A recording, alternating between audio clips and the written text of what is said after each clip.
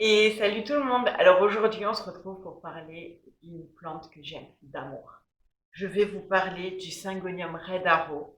Et vraiment tout ce que j'aime chez lui, tout ce que je fais en fait pour qu'il soit aussi beau, sa culture, ses origines, je vais vous parler de la totalité de ce que je peux savoir sur cette plante. C'est vraiment une plante qui est dans mon cœur.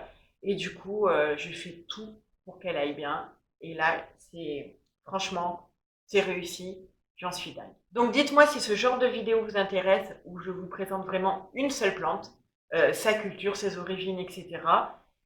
Si vous aimez ce genre de vidéo, n'hésitez pas à la liker. Et si vous n'êtes pas abonné, faites-le, c'est le moment. Et surtout, activez la petite cloche pour savoir quand je sors mes vidéos. En septembre, je vous avais déjà fait une vidéo sur la culture des syngoniums. Donc déjà, ma collection a augmenté. Mais surtout, j'ai fait quelques petits ajustements parce que cet hiver, j'ai eu quand même pas mal de soucis avec les syngoniums. J'avais les feuilles qui s'abîmaient un petit peu. Et du coup, il a fallu que je fasse quelques petits ajustements pour que ça n'arrive plus. Et d'ailleurs, avec celui-là, ça n'arrive plus du tout. Je n'ai plus du tout de feuilles qui jaunissent, blanchissent. Et du coup, je ne perds plus du tout de feuilles. Et voilà. Voilà pourquoi il est aussi grand, en fait. Je sais que le printemps, c'est la bonne saison. Mais quand même, je vois une sacrée différence. Alors, pourquoi je l'aime tant? Déjà, c'est une plante que j'ai achetée en novembre 2019. Donc là, on est en juin 2020. Ça fait 6 mois. Donc 6 mois, voilà. Voilà à quoi elle ressemble. Elle est immense. J'ai 2 lianes qui sont quand même pas mal. Alors pourquoi? Alors déjà, son feuillage simple et si parfait. Voilà. Sa forme en flèche si parfaite. Il est trop beau. Il est vraiment trop beau, trop beau. Ces nervures très discrètes, en fait, qui font que la forme de la feuille est si parfaite et qu'elle ressemble réellement à une flèche. Alors, ces couleurs incroyables aussi. Certes, ce n'est pas hyper intense, mais c'est quand même original. On voit souvent des fleurs avec le revers pourpre, mais celui-là tire vraiment vers le bordeaux, en fait. Il est beaucoup plus foncé. Et ce vert hyper foncé, alors franchement, avec toutes les plantes que j'ai, j'en ai aucune de cette couleur-là. En fait. C'est vraiment juste des plantes magnifiques qui reflètent vraiment beaucoup la lumière et qui font que dès qu'il y a du soleil, elle est encore plus belle. Ce que j'aime aussi avec cette plante, c'est que quand les feuilles poussent, elles sont toutes petites et puis elles grandissent avec le temps. Regardez la différence entre une vieille feuille et une nouvelle, c'est impressionnant. Donc j'ai vraiment hâte de savoir jusqu'où ça va aller. C'est aussi le seul syngonium que j'ai qui a cette forme vraiment retombante, où vous pouvez aussi l'accrocher, mais moi j'aime beaucoup les plantes qui retombent plutôt que les plantes qui grimpent. J'ai celui-là aussi qui, on va dire que la forme ressemble un petit peu plus, mais il est quand même très rigide et il reste bien dans l'air. Mais en général, les syngoniums, ils ont plus cette forme-là, cette forme buissonnante. Et au fil du temps, en fait, plus ça va pousser, plus il va avoir des nœuds sur la tige et plus vous allez pouvoir l'accrocher. Donc, j'en ai pas des assez gros pour savoir si celui-là va retomber ou s'il va rester en forme buissonnante. Je pense qu'à la longue, oui, mais je pense que celui-là est plus un syngonium qui va grimper plutôt qu'il va retomber. Donc, si vous connaissez des syngoniums qui ont cette forme vraiment très retombante avec des lianes et tout, dites-le moi en commentaire parce que je veux absolument les acheter. J'aime trop. J'aime trop. Et s'ils sont tous aussi beaux que celui-là, c'est sûr que j'en ferai la collection. Et puis, il est facile à vivre. Jamais je n'aurais pensé qu'une plante aussi belle pouvait être aussi facile d'entretien que ça. Mais ça, on en parle un petit peu plus tard dans la vidéo. Alors, ses origines. C'est une plante de la famille des Aracées qui pousse en Amérique du Sud et en Amérique centrale. Et c'est une plante qui va pousser contre les arbres, en fait, autour des arbres même, jusqu'à 10 à 20 mètres. C'est une plante vivace au feuillage persistant, mais par contre qui n'est pas du tout rustique. La température idéale pour elle, c'est 18 degrés, mais il vaut mieux pas trop aller trop haut, ni aller trop bas. Déjà en dessous de 14-15 degrés, elle pourrait en souffrir. Mais quand même si avec notre climat où on a des saisons euh, qui changent beaucoup, que ce soit la luminosité, la température, etc., je trouve que c'est une plante qui s'adapte relativement bien. Pour son exposition, c'est une plante qui a besoin de lumière vive. Alors moi, elle est vraiment pile poil devant la fenêtre. voilà, pour qu'elle ait le maximum de lumière. Mais elle va quand même supporter un coin un petit peu plus ombragé et évidemment, elle se développera un petit peu moins. Pour le substrat, on va parler du substrat avant tout le reste parce que j'ai fait quelques ajustements, donc c'est de ça que je vous parlais en fait au début de la vidéo. Il n'y a pas photo. Depuis que j'ai fait ces ajustements, il n'y a pas photo. Donc en fait, au tout début que je l'ai eu, j'ai fait un mélange de terreau pour plantes d'intérieur et perlite. Mais je mets mes plantes dans des pots en terre cuite, donc qui dit pot en terre cuite, ça sèche plus vite. Mélangé à la perlite, chez moi, ça ne marche pas du tout. C'est une catastrophe. Ça assèche le terreau tellement vite que la plante se desséchait. Enfin, je perdais beaucoup de feuilles. Franchement, je perdais beaucoup de feuilles. On va dire, j'en perdais une par semaine. Et voilà, non, c'était plus possible. Pas pour une plante de cette beauté. Et puis de toute façon, j'essaye de prendre soin de toutes mes plantes. Mais celle-ci, c'est ma chouchou. Donc, j'ai fait un mélange de 2 tiers de terre, 1 tiers de terre de bruyère. De ce tout, j'ai rajouté 1 tiers de vermiculite. Et de ce tout, j'ai rajouté 20% de fibres de coco. Je ne sais pas si j'ai été très claire parce que parfois je m'embrouille toute seule, donc je ne sais pas. J'espère que vous avez compris. Si jamais, n'hésitez pas à me poser des questions en commentaire. Là, c'est pour moi vraiment le mélange idéal parce que depuis que je l'ai fait, ça fait à peu près 2 mois. Je n'ai plus eu une seule feuille qui a jauni, qui a séché, que j'ai perdu quoi que ce soit. C'est un terreau qui garde relativement bien l'humidité, mais qui va pas faire stagner l'eau. Donc du coup, l'eau s'évacue bien, mais reste humide et pour la plante, c'est juste parfait.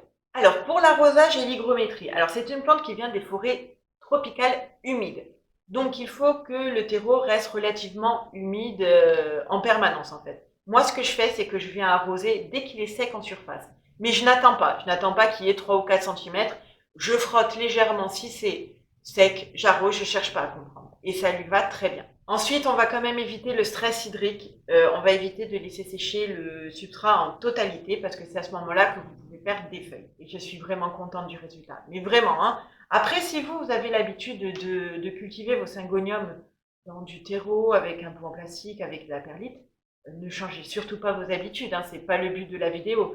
Je vous partage juste mon expérience. Mon expérience du fait que cette plante, chez moi, va beaucoup mieux depuis que j'ai fait ça. Alors après, c'est une plante qui est censée avoir besoin de beaucoup d'humidité, puisqu'elle vient des forêts tropicales humides. Mais écoutez, j'ai pas de souci. Chez moi, il fait hyper sec, donc vous savez très bien que mes calathea, ça marche pas. Je la brumise jamais. Jamais. De temps en temps, je lui donne une douche, mais c'est rare. C'est vraiment juste pour nettoyer le feuillage. C'est tout. Je ne fais strictement rien. Je n'ai aucune pointe qui a séché. Je n'ai aucune tache sur le feuillage. Tout va bien. Donc finalement, c'est une plante qui s'adapte très bien. Et je pense même que si elle avait un petit peu plus d'humidité, elle se développerait encore plus. Donc ça fait beaucoup. Vu à l'allure à laquelle elle pousse, ça fait beaucoup, quoi. Pour vous dire, je n'ai même pas mis des billes d'argile dans une soucoupe pour garder l'humidité. Strictement rien. C'est vrai qu'elle est collée aux autres plantes, que je ne brumise jamais. Mais je pense, bon, c'est vrai que ça garde un petit peu plus l'humidité, le fait qu'elles soient toutes regroupées. Mais vraiment, j'ai beaucoup plus de sécheresse sur d'autres plantes qui en ont moins besoin au final que sur celle-là. Donc vraiment, voilà, c'est vraiment une plante facile. Vraiment. Alors, en ce qui concerne le rempotage et la nourriture, donc, moi déjà, pour commencer, je rempote toutes mes plantes tous les ans. Je ne cherche pas à comprendre, sauf par exemple le spathiphyllum qui, lui, a besoin vraiment de rester tranquille. Sinon, je rempote toutes mes plantes. Tout le temps, tous les ans, je préfère leur amener un nouveau terreau. Je ne change pas forcément la taille du pot. C'est-à-dire que je me suis mis une règle dans la tête, je ne sais pas si elle est correcte, attention, hein, mais ça marche bien. Franchement, ça marche bien. En fait, si la taille des racines ne dépasse pas les 50-70% du volume du pot, je garde le même pot, c'est-à-dire qu'il va y avoir entre 30 et 50% de terreau dans le pot. Voilà. Je marche comme ça. Chez moi, ça fonctionne bien. Donc, vraiment, voilà. Vraiment, je suis contente de ce système-là et puis ça m'évite d'avoir des gros pots. Je déteste ça. Et puis, j'ai peur que plus on donne de gros pots aux plantes et plus elles auront des racines développées, mais peut-être pas forcément le feuillage. Donc, je sais pas. Bon, mais après, ça, c'est dans ma tête.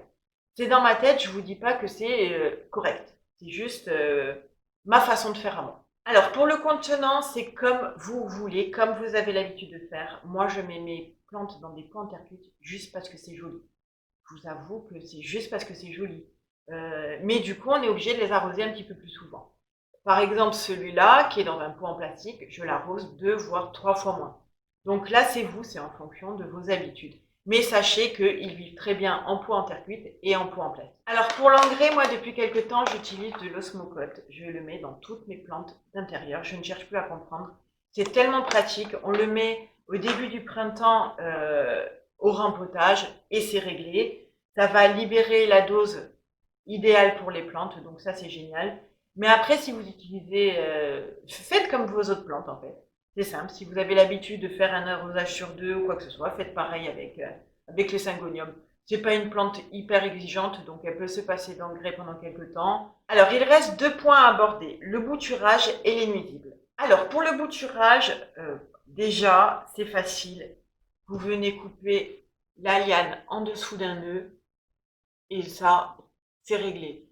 C'est tellement visible que vous ne pouvez pas vous tromper en fait. Vous voyez déjà où les racines vont sortir sans problème. Ensuite, j'ai essayé le bouturage dans l'eau et j'ai essayé le bouturage dans la sphaigne. Alors, dans l'eau, la plante a tendance à pourrir. Quand même à pourrir. On va dire, j'avais fait... bon, c'est vrai que c'était en hiver. J'avais fait 3 boutures. Il y en a une seule qui a prise. Une seule. Les autres, du coup, elles ont un petit peu pourri. Enfin, les feuilles ont pourri et du coup, il n'y avait rien qui se passait. Ni racines, ni nouvelles feuilles, rien du tout. Et je les ai mises en bouture de tronçon dans la sphaigne, en fait, pour sauver ce qui lui restait. Je n'avais pas le choix. Et là, il est un petit peu tôt pour le dire, mais bon, j'ai déjà des racines, j'ai déjà des petites pousses, mais il est trop tôt pour dire si ça marche bien ou pas. Mais en général, le syngonium, des boutures de tronçon de syngonium dans la sphaigne, ça marche super bien. Et vous pouvez aussi faire des boutures classiques dans la sphaigne. Ça, par contre, ça marche super bien. Peut-être en 1 ou 2 semaines, vous avez déjà des résultats et c'est génial. Pas besoin de les mettre à l'étouffer ou quoi que ce soit. Vous les mettez simplement dans un pot, même transparent ou pas transparent. Vous enveloppez bien le nœud de sphaigne. Vous le plantez, vous mettez à la lumière et c'est réglé. Pas besoin d'étouffer, de boîte ou de quoi que ce soit.